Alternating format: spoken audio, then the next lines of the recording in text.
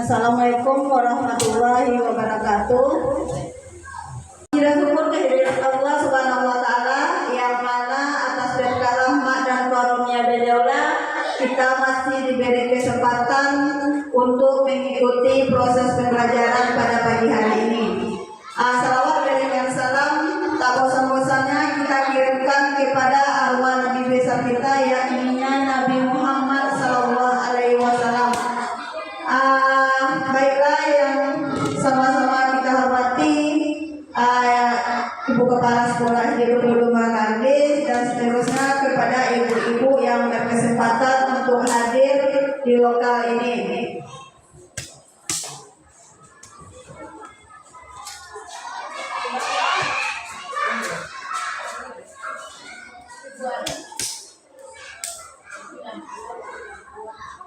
Baiklah, dalam kesempatan ini saya akan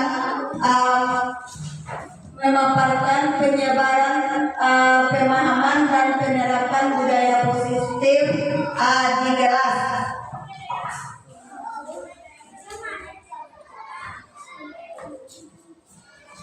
Itu pengantarnya konsep dari pendidikan Ki Hajar Dewantara melibatkan pengakuan akan pentingnya budaya dan lingkungan positif di sekolah yang menempatkan murid sebagai fokus utama. Dalam konsep Dewantara, pemikiran bukan hanya tentang transfer pengetahuan, tetapi juga mencakup pembentukan karakter dan pengembangan potensi setiap murid. Oleh karena itu, untuk menciptakan budaya dan lingkungan yang mendukung, inklusif dan membudayakan di sekolah menjadi kunci utama untuk mewujudkan visi pendidikan yang diinginkan. Ada konsep inti budaya positif, ada di sini ada perubahan paradigma belajar, nilai-nilai kebijakan, motivasi perilaku manusia, keyakinan kemas, disiplin positif, kebutuhan dasar manusia, posisi kontrol guru, segitiga restitusi. Dalam pembelajaran dengan paradigma baru, pembelajaran dengan paradigma baru merupakan pembelajaran yang dirancang berdasarkan prinsip pembelajaran berdiferensiasi, sehingga para peserta belajar sesuai kebutuhan berdasarkan tahap perkembangan sesuai psikologi modern untuk mewujudkan profil pelajar Pancasila. Di sini pembelajaran berdiferensiasi ini kita terapkan di kelas bisa membedakan tingkat kecerdasan anak itu kita bedakan karena tidak semua siswa dan murid kita itu mempunyai tingkat kecerdasan dan minat pembelajaran itu yang sama. Ada miskonsepsi tentang teori kontrol, ada ilusi guru mengontrol murid. Di sini ilusi bahwa semua pengetahuan positif, efektif dan bermanfaat. Ada ilusi bahwa kritik dan membuat rasa bersalah mampu menguatkan karakter. Ada ilusi bahwa orang dewasa berhak memaksa. Jadi kita sebagai guru tidak bisa memaksa kehendak kita kepada murid. Apa yang kita pikirkan, tidak semua murid bisa menelaah atau menerima kata-kata kita. Juga ilusi bahwa semua pengetahuan positif, efektif dan bermanfaat. Ada mengubah paradigma stimulus respon ke pendekatan teori kontrol. Ada stimulus respon realitas kebutuhan kita sama. Jadi kita mengontrol murid teori kontrol. Di sini semua orang melihat yang sama. Sementara dalam teori kontrol setiap orang memiliki gambaran yang berbeda. Pada kenyataannya murid itu berbeda dan mempunyai keunikan yang berbeda-beda.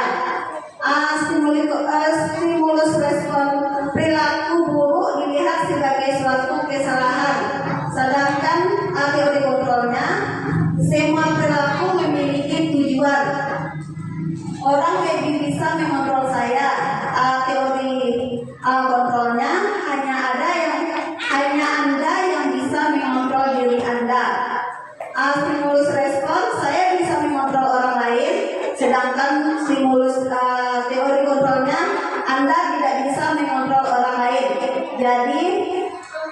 Di sini antara stimulus respon dan teori kontrol itu berbeda. Ada stimulus responnya pemaksaan ada pada saat bujukan gagal, sedang teori kontrolnya kolaborasi dan konsensus menciptakan pilihan-pilihan baru. Simulasi responnya model berpikir menang atau kalah, sedangkan teori kontrolnya model berpikir menang-menang. Ada di sini disiplin positif. Disiplin positif ini yang akan kita terapkan di kelas kita. Kebetulan disiplin positif yang kami terapkan di kelas berasal dari kata disiplin yang artinya belajar. Disiplin mengacu pada disiplin diri yang memiliki tanggung jawab terhadap apa yang dilakukan berdasarkan nilai-nilai yang kita yakini. Disiplin positif merupakan salah satu cara menerapkan disiplin yang bertujuan untuk menumbuhkan kesadaran serta membudayakan peserta didik tanpa imbalan, penghargaan, reward, ancaman atau hukuman. Jadi kita mengajak anak itu ke hal-hal positif tanpa mengiming-imingi mereka dengan hal-hal yang berbau penghargaan gitu. Jadi anak itu bisa terrespon dengan sendirinya. Sebagai pendidik, tujuan kita adalah menciptakan peserta didik yang memiliki disiplin diri sehingga mereka berperilaku mengacu kepada nilai-nilai kebijakan universal dan memiliki motivasi intrinsik dalam perubahan perilaku ke arah yang lebih baik. Nilai-nilai kebijakan di sini ada nilai yang disepakati bersama. Di sini ada profil pelajar Pancasila, ada contohnya. Kita beriman dan bertakwa pada Tuhan Yang Maha Esa, berakhlak mulia, berkebinekaan global, gotong royong, mandiri, kreatif, dan menalar kritis. Sedangkan nilai itu saya tidak cukup. Kita harus juga menerapkan nilai-nilai toleransi kepada murid kita, rasa hormat, integritas, mandiri, menghargai, antusias, empati, dan keinginahuan mereka, kreatif, kerjasama, percaya diri, dan komitmen. Jadi nilai-nilai positif ini akan kita terapkan kepada murid-murid kita di kelas. Juga ada keterampilan hidup, dapat dipercaya, lurus hati, pendengar yang aktif, tidak merendahkan orang lain, dan memberikan yang terbaik dari diri. Jadi kita menanamkan nilai positif tidak hanya di sekolah saja, tapi untuk bekal mereka untuk kedepannya. Ada kebutuhan dasar manusia. Kebutuhan dasar manusia itu adalah segala sesuatu yang kita lakukan untuk mendapatkan apa yang kita inginkan. Seluruh tindakan yang tidak kita lakukan memiliki tujuan tertentu, dan semua usaha terbaik yang kita lakukan adalah dalam rangka agar kebutuhan kita terpenuhi dengan baik. Ada kebutuhan manusia itu ada 5. Kebutuhan untuk bertahan hidup, yaitu bagaimana murid itu makan, pakaian, tempat tinggal, keamanan, dan kesehatan. Sedangkan kebutuhan kasih sayang dan rasa diterima dipedulikan, berbagi, kerjasama, menjadi bagian dari kelompok. Ada kebutuhan penguasaan, harga diri, keinginan untuk dianggap, memimpin, berprestasi, diakui, dan didengar. Ada juga kebutuhan kebebasan, ada mandiri, memiliki pilihan, mencoba hal baru, mampu mengendalikan arah dirinya. Ada juga kebutuhan kesenangan, bermain, humor, antusias, tertawa. Jadi kebutuhan ini sangat dibutuhkan oleh murid kita. Kadang murid kita di rumah tidak mendapatkan 5 kebutuhan ini. Jadi kita sebagai guru tersebut di kelas. Mungkin anak kita pergi sekolah, ada tadinya yang kena marah dengan orang tuanya, atau ada yang tidak mendapatkan kasih sayang dari orang tuanya. Jadi mereka melakukan tingkah laku atau perbuatan yang tidak sesuai. Jadi di sini kita melakukan memberikan kebutuhan itu. Ada motivasi perilaku manusia, ada untuk menghindari ketidaknyamanan atau hukuman, ada motivasi intrinsik untuk mendapatkan imbalan atau penghargaan dari orang lain. Sedangkan motivasi intrinsik untuk menjadi orang yang lebih ingin dan menghargai diri sendiri dengan nilai-nilai yang mereka percaya. Sedangkan dari posisi kontrol tadi ada hal hukuman, konsekuensi, restitusi. Ada hukuman, kadang anak kita di kelas ada yang tidak mengerjakan PR atau terlambat, kita beri hukuman. Jadi kadang-kadang dari hukuman tersebut anak kita merasa kadang tidak terima dengan perlakuan kita. Oleh sebab itu kita harus menanyakan mereka dulu kenapa dan bagaimana solusi dari masalah tersebut. Jadi hukuman itu tidak terencana atau tiba-tiba, atau murid tidak tahu apa yang akan terjadi atau dilibatkan, atau bersifat satu arah berupa fisik atau psikis. Kalau konsekuensi terencana, jadi kita kalau membuat suatu hukuman atau anak dalam mengerjakan tidak mengerjakan suatu tugas, ada konsekuensinya. Jadi terencana, disepakati sesuai peraturan, murid tetap dibuat tidak nyaman, sikap guru memonitor murid selalu. Sedangkan restitusi, proses menciptakan kondisi bagi murid untuk memperbaiki kesalahan.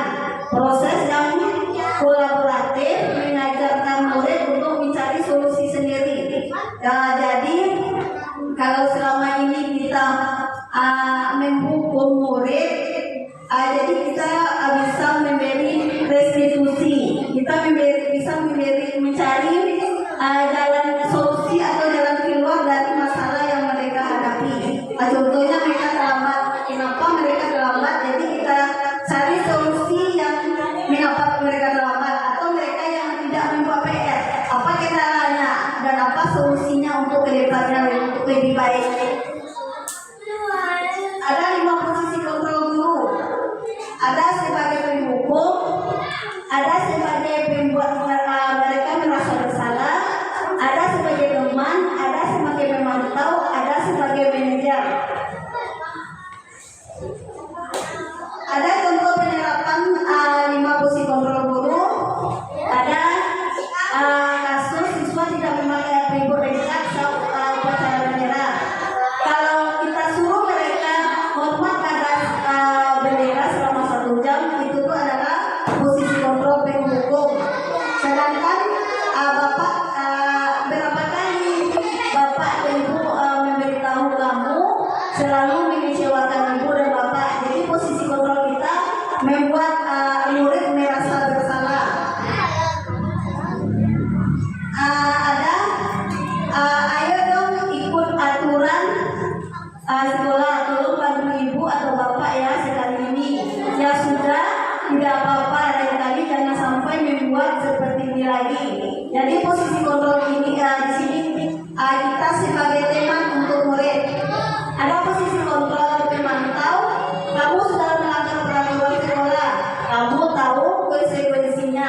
Setelah upacara kamu beli atributnya ke koperasi dan jangan diulangi lagi. Jadi kita sebagai memantau di sini. Ada posisi kontrol sebagai manajer, apa kamu tahu kesalahanmu? Kira-kira bagaimana kamu memperbaiki kesalahanmu? Jadi kalau kita lihat 5 posisi kontrol di sini,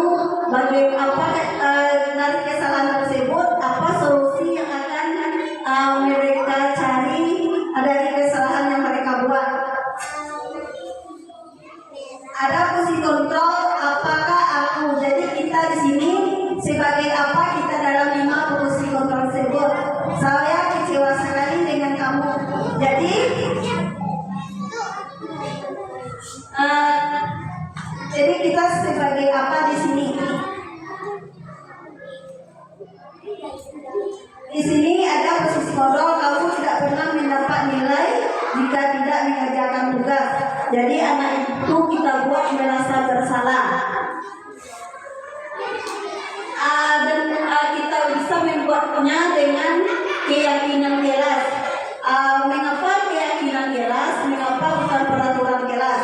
Kalau keyakinan jelas kita buat secara bersama dengan warga kelas atau murid dan semua murid terlibat. Jadi murid itu memimpikan murid yang bagaimana atau kelas yang bagaimana yang mereka inginkan. Jadi mereka berhak berpendapat semuanya, bukan pengaturan. Setelah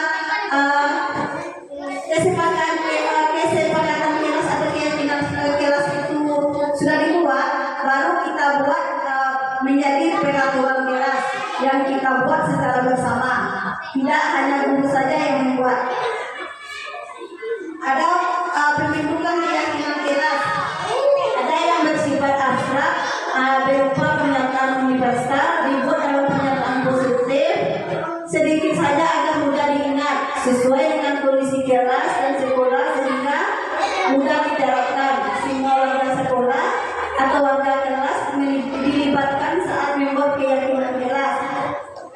Jadi dalam membuat keyakinan kelas ini kita harus bersama-sama membuat komitmen atau berkolaborasi di kelas. Ada segitiga restitusinya, suatu proses dialog yang dijalankan oleh guru agar dapat menghasilkan murid yang mandiri dan bertanggung jawab. Ada segitiga restitusi itu. Ada menstabilkan identitas. Jadi kalau anak itu membuat kesalahan, kita tanya dulu, kita stabilkan identitas dirinya, baru validasi tingkatan yang salah. Kita tanya nah itu kenapanya, baru kita menanyakan keyakinan kelas.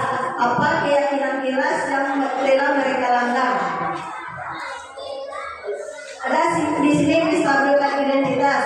Ada berdasarkan prinsip membuat kesalahan adalah bagian dari proses pembelajaran. Salah satunya berbuat salah itu wajar. Tidak ada manusia yang sempurna. Ibu atau bapak juga pernah melakukan kesalahan. Berarti ibu dan bapak tidak mau mencari siapa yang salah, tapi ibu dan bapak ingin mencari solusi dari permasalahan ini. Kamu berhak merasa begitu. Jadi dengan kita mengatakan hal-hal dengan demikian kepada murid itu merasa ada dihargai. Berarti ada dia merasa bisa dihargai dan dimengerti. Ada posisi kontrolnya. Ada validasi tindakan yang salah berdasarkan ada kamu pasti punya alasan mengapa melakukan hal itu, padahal kamu bisa melakukan yang lebih buruk dari ini ya. Kamu patut bangga karena telah melindungi sesuatu yang penting buatmu. Kamu melakukannya karena mempertahankan sesuatu yang penting bagimu. Di sini posisi kontrolnya adalah validasi tindakan yang salah. Jadi dengan demikian anak itu merasa tidak terbebani. Ada menanyakan keyakinan kelas. Apa keyakinan kelas kita? Nilai-nilai apa yang telah disepakati bersama? Seperti apa gambaran sebuah kelas yang ideal menurut kamu? Kamu ingin menjadi orang yang seperti apa? Jadi dengan keyakinan kelas yang kita buat tadi, kalau ada anak yang melanggar, jadi kita tanyakan keyakinan tersebut. Bagaimana mereka menyikapi keyakinan kelas tersebut?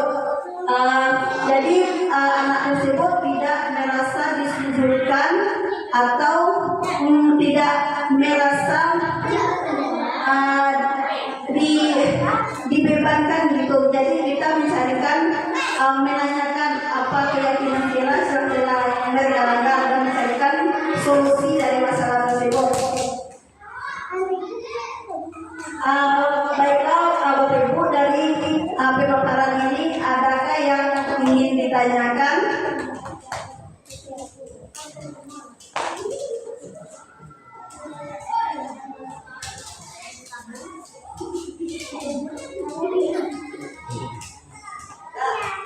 pengembangan tersebut ada kesimpulan. Jadi kita sebagai guru atau pendidik di lokal ada keyakinan atau peraturan kelas yang akan kita buat. Kita tanyakan kepada murid terlebih dahulu bagaimana keinginan mereka di kelas, karena mereka juga mempunyai kebebasan, karena setiap murid itu tidak sama pola pikirnya, tidak sama minat dan potensi mereka. Ada yang potensinya rendah, sedang, dan tinggi. Kadang kita memberikan pembelajaran kepada siswa, kita sama ratakan. Karena itu dari pembelajaran ini kita bisa belajar, kita bisa membedakan tingkat kemampuan murid tersebut. Nah, sekarang dalam penutup, dalam penerapan program disiplin positif, hendaknya guru memiliki standar kepribadian profesional dan sosial yang baik, di mana guru mampu merefleksi dirinya dalam posisi kontrol saat ini, bagaimana perjalanan dirinya sebagai among atau manajer dalam menuntun murid